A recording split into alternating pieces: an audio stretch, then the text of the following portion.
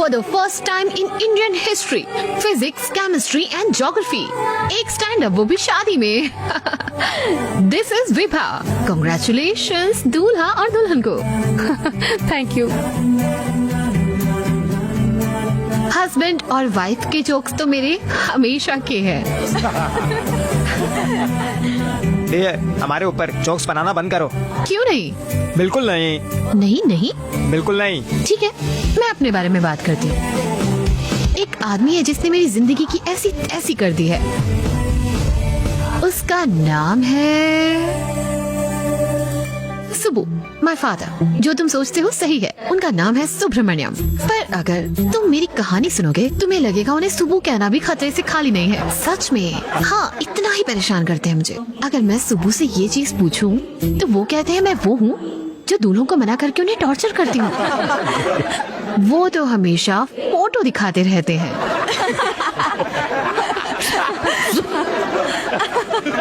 मैं तो राजा ढूंढ रही हूँ, पर वो सभी कार्ड जोकर्स के हैं. मैं किसे चुनूं जबकि सभी जोकर हैं. गेम बंद, मैं भाग गई. सच में. तभी वो आया, मेरा प्रिंस.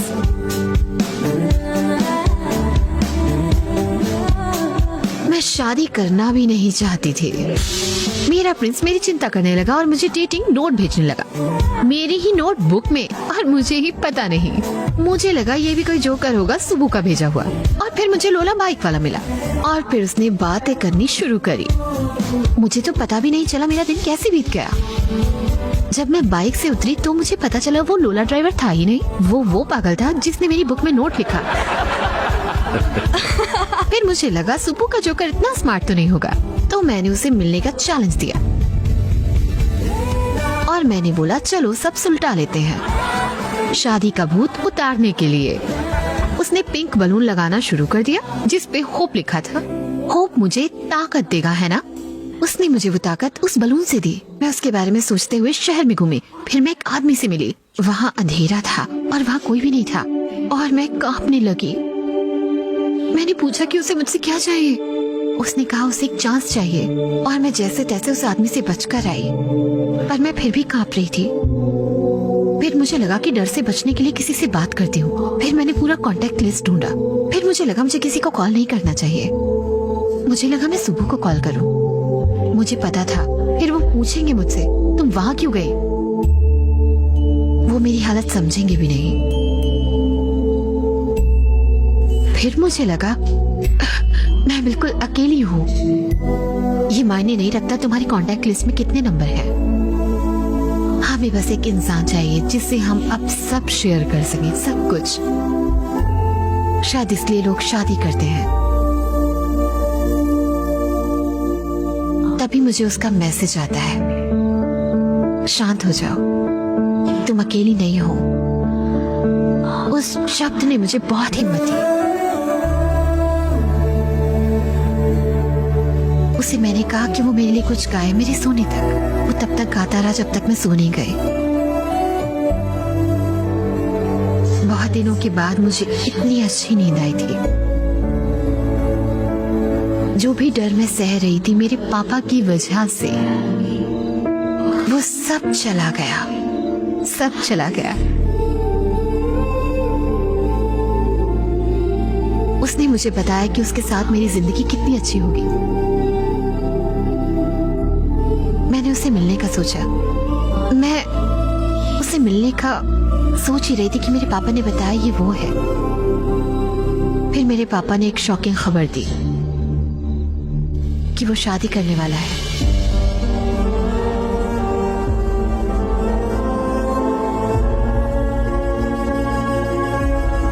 और जिंदगी में पहली बार मेरी आंखों में आंसू थे.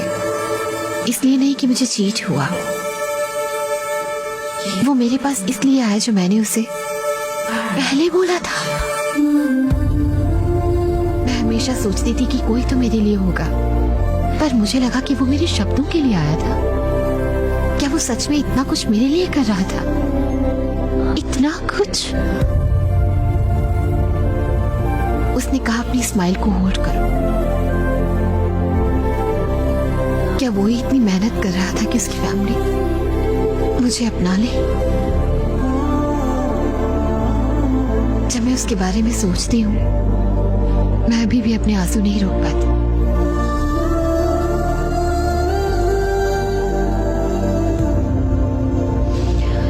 मैं अभी भी उसे देख रही हूँ गले लगाने के लिए,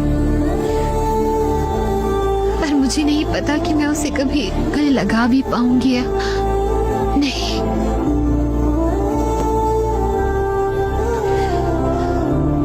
माफ करना कहानी रोकने के लिए।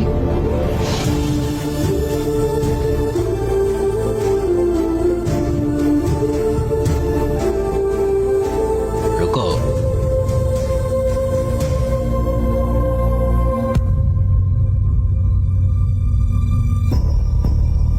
मैं रुक गया, अब बोलिए। जो भी तुम करना चाहते हो, शादी या और कुछ भी, तुम्हारी मर्जी है। जैसे चाहे वैसे रहो। अभी से तुम और मैं अलग हैं। पर जाने से पहले उस लड़की से माफी मांग लेना।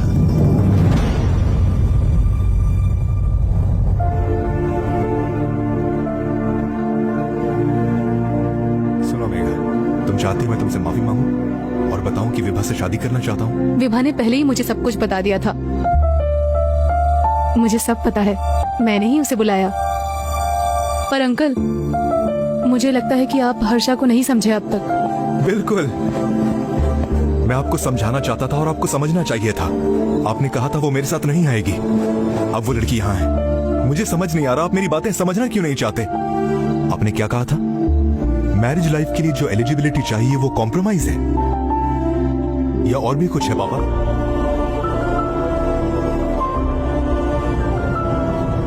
वो हमने विभा के शब्दों में देखा, रोमांस। यही है सही एलिजिबिलिटी। विभा से मिलते ही मैंने उससे पूछा, What do you expect from your married life? और मैं पागलों की तरह वो बोल रहा था जो मुझे पता भी नहीं। बाद में पता चला रोमांस ही सबसे बड़ा प्यार है। मैं एक रोमांटिक मैरिड लाइफ चाहता हूँ। इसका क्या मतलब? तुम्हारा कहना हम बिना रोमांस के शादी करके बैठे? ऐसे ही तुम्हारे बच्चे हुए हैं। चाचा मैं कैसे बताऊं? आप प्यार के बारे में जानते हैं? जब रोमांस के बारे में बोलता हूं तो गलत मतलब क्यों निकालते हो? रोमांस कुछ ऐसा नहीं होता जो 10 मिनट की मैच मेकिंग में बन जाता है। रोमांस मतलब प्यार दिखाना, जताना। हर कोई ये कहता है कि वो प्यार में है, पर उनमें से कितने लोग अपना प्यार दिखाते हैं? तुम कैसे कह सकते हो कि हम नहीं दिखाते? मैं दिखाता हूँ। रुको रुको रुको रुको रुको, तुम अपना प्यार दिखाते हो? मतलब गिफ्ट खरीद के टेबल पर फेंकना वो प्यार है? ये कोई गिफ्ट खरीदने जैसा नहीं होता सर। ये होता है उसके पास जाके उसे खिलाकर उसे खुश कर देना। प्यार को ऐसे दिखाया जाता है।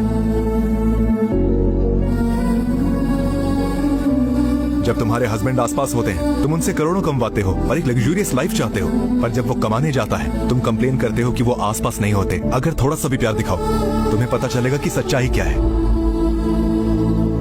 अगर नहीं तो सीधा एक ही चीज बोलते हैं जो कि कोई नहीं कह सकता, एक इंसान खुश करे तो दूसरे की जरूरत नहीं। दो लोग शादी करते हैं खुश रहने के लिए, पर उन दोनों को मिलाने में बहुत तकलीफ होती है। हमें उन्हें सिखाना चाहिए कि कैसे ये खत्म करें। आप बार बार कह रहे हो कि एक कॉम्प्रोमाइज है। लगता है बिना जान की जिंदगी जीने को बोल रहे हो। मैं ऐसी कोई जिंदगी नहीं जीना चाहता हूं। मैं अपने पार्टनर के बहुत करीब होना चाहता हूं उसके।